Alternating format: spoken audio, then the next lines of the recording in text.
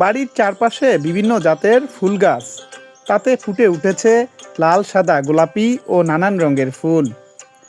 এর সাথে 4টি প্লটে 3 বিঘা জমিতে লাগিয়েছেন সূর্যমুখী, আর উঠানে লাগিয়েছে 20টি জাতের গোলাপ ও বাগান বিলাস।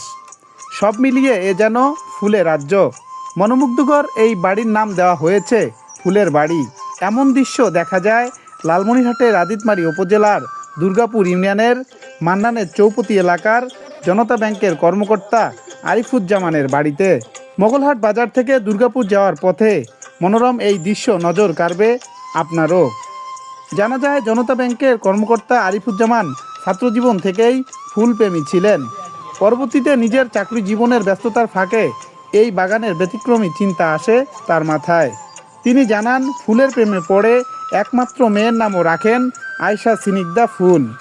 অনেক দিন যাবত ফুল কালেকশন করি। এর আগে আমি 130 প্রকার ফুল কালেকশন করেছিলাম। এবছর আমার মেয়ে আয়শা সিনিগ্ধা ফুল, যার ডাক নাম আমি ফুল রেখেছি, সে যখন পৃথিবীতে আসে তখন আমার মধ্যে একটা চিন্তা আসলো যে 130 না, আমি আরো ফুলের পরিধি বাড়াবো। এই জন্য আমি কমার্শিয়ালি 4 উইকেট সূর্যমুখী এবং এক্সট্রা ভাবে 32 প্রকার এবার শীতের ফুল লাগিয়েছি এবং পুরো এলাকাটি 4 বিঘা এলাকাটি পুরো ফুলে পরিপূর্ণ। এবং আমি চেয়েছিলাম আমার মেয়ে আয়শা সিনিগ্ধা ফুল যেদিন প্রথম বাড়িতে আসবে সেদিন ফুলের ভিতর দিয়ে বাড়িতে আসবে এবং ঘোড়ার গাড়িতে করে আসবে।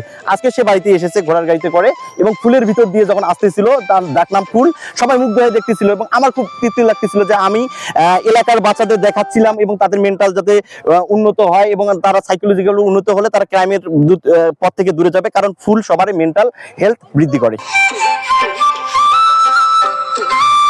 দুপুর গড়িয়ে বিকেল হলেই সোনালী রঙের সূর্যমুখী বাগানে সেলফি তুলতে দূর দূরান্ত থেকে আসে দর্শনার্থীরা। আমার হাজব্যান্ড হচ্ছে প্রকৃতপক্ষে ফুলপ্রেমী মানুষ, ও খুব ফুল পছন্দ করে, আর সেখান থেকেই আসলে ফুলের এই কাজটা করা প্রজেক্ট। সাধারণত দেখা যায় যে ফুলের বাগানগুলো এরকম উন্মুক্ত থাকে না, কিন্তু আমার হাজব্যান্ড উন্মুক্ত করে দিয়েছে যে সবাই দেখুক, ভালোবাসুক। তো সব মিলে দর্শনার্থী আসতেছে, দেখতেছে, উপভোগ করতেছে, সবার জন্য উন্মুক্ত, ভালো লাগতেছে, আমারও খুব ভালো লাগতেছে।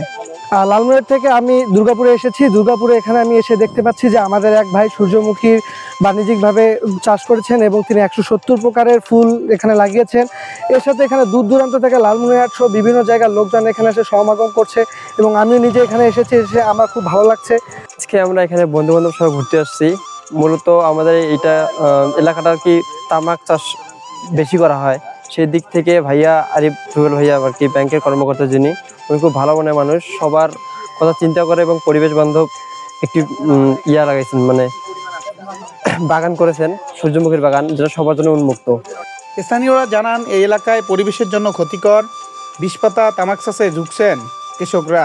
সেই জায়গা থেকে ব্যতিক্রমী চিন্তা থেকে সূর্যমুখী চাষ করে নজির সৃষ্টি করেছেন তিনি। সূর্যমুখী পরিবেশ বান্ধব ও লাভজনক হওয়ায় আগামীতে চাষ করতে উদ্বুদ্ধ হচ্ছেন অনেকেই। মনে করেন সাপোর্ট আছে, অর্থনৈতিক সাপোর্টও আছে, এটা ভালো একটা প্রাইস পাওয়া যাবে, যেটা আমরা আমাকে তামাক করছিলাম, তামাকের থেকে অনেক এটা উন্নত ফসল, যেটা করলে মনে করেন আমরা অনেক অর্থনৈতিকও বেনিফিট হব অর্থনৈতিক দিক দিয়ে। তাহলে এই কারণে আমরা কিন্তু এখানে এখন দেখতেছি বিভিন্ন এলাকার লোক আসি দেখতেছে, তারাও হয়তো একটা প্ল্যান নিছে যে আমরা আগামীতে এই সূর্যমুখীর চাষ করব বা এই ফুলের চাষ করিয়া আমরা অনেক লাভবান হব। মানে একটা কৃষককে স্বাবলম্বী করার জন্য এই ফুল চাষই যথেষ্ট। আমাদের এই অঞ্চল তো কৃষি নির্ভরশীল অঞ্চল, এখানে তো কৃষকরা সনাতন পদ্ধতিতে মানে তামাক চাষ করে। এই তামাক তো যেরকম রাষ্ট্রের জন্য ক্ষতিকর, সেমন আমাদের আবাদি জমি, কৃষি জমির জন্য ক্ষতিকর। ফুলবাড়ির এই বাগানে আছে 32 প্রজাতির শীতকালীন ফুল ও গরমকালীন 100 প্রজাতির ফুল। তবে এবারে সূর্যমুখী চাষ করায় হলুদের সমারোহ আরও সুন্দর করে তুলেছে বাড়ির পরিবেশকে। কম খরচে বেশি লাভের সুযোগ থাকায় এখন এই ফসলটি অনেকেই চাষ করছেন। সূর্যমুখী বীজ থেকে ভোজ্য তেল উৎপাদন হওয়ায় চাহিদাও বেশ ভালো, তাই প্রতি বছর নতুন নতুন জমিতে যোগ হচ্ছে এই সূর্যমুখী চাষ।